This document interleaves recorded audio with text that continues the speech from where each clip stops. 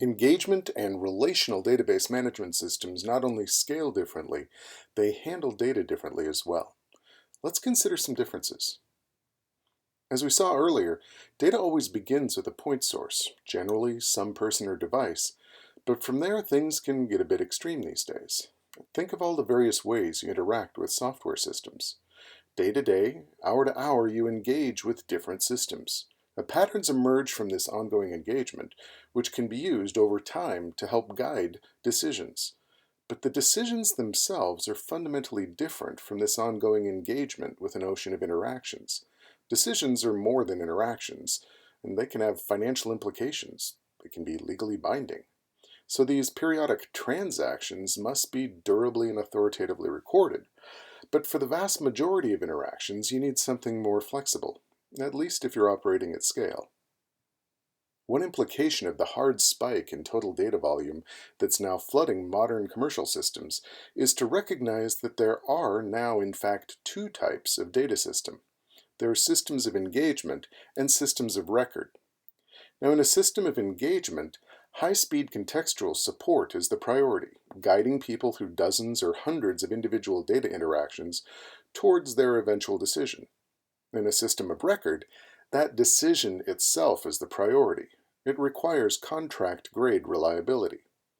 So we're looking at two very different contexts. Are you guiding a decision process, or are you recording the ultimate binding decision? Because if you're simultaneously guiding thousands of selection and configuration processes, you need the highest possible concurrency with the lowest possible latency.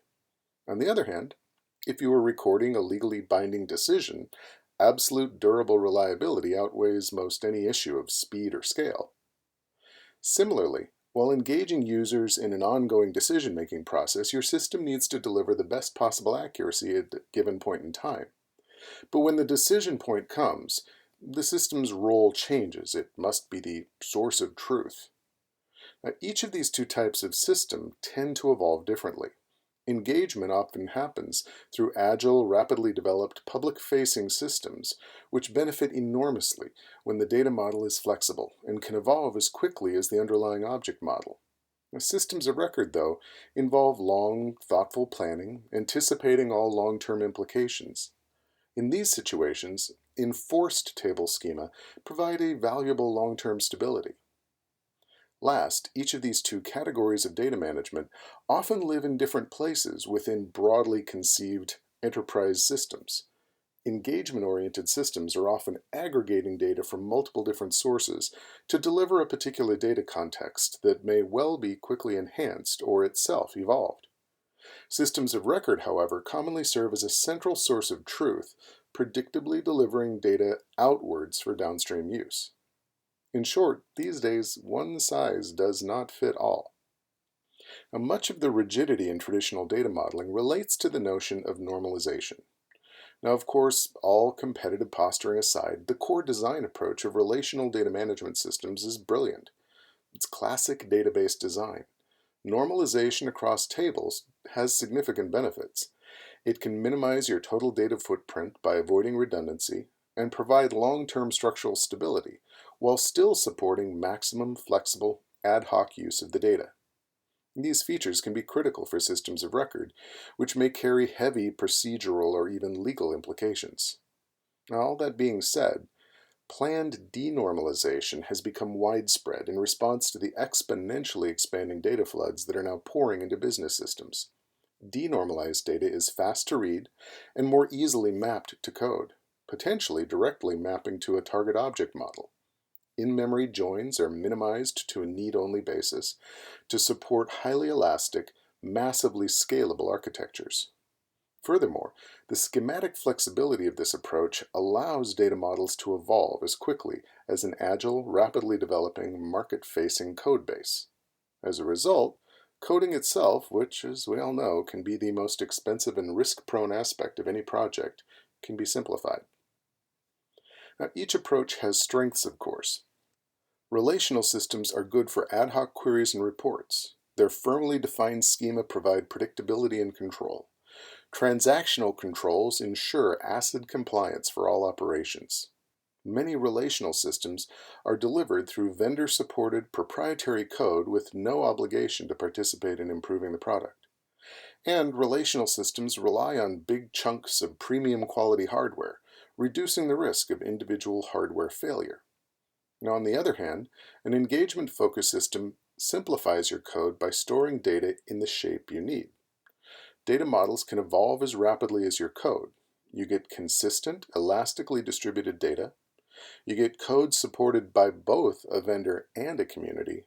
And the commodity hardware, or just virtual containers, used in your cluster remove the risk of system-wide failure. So what features does an engagement database need? Well, any NoSQL database, some of which are barely more than well-marketed caching systems, can read and write individual records and documents, but software needs to access more than just individual records. Querying is vital.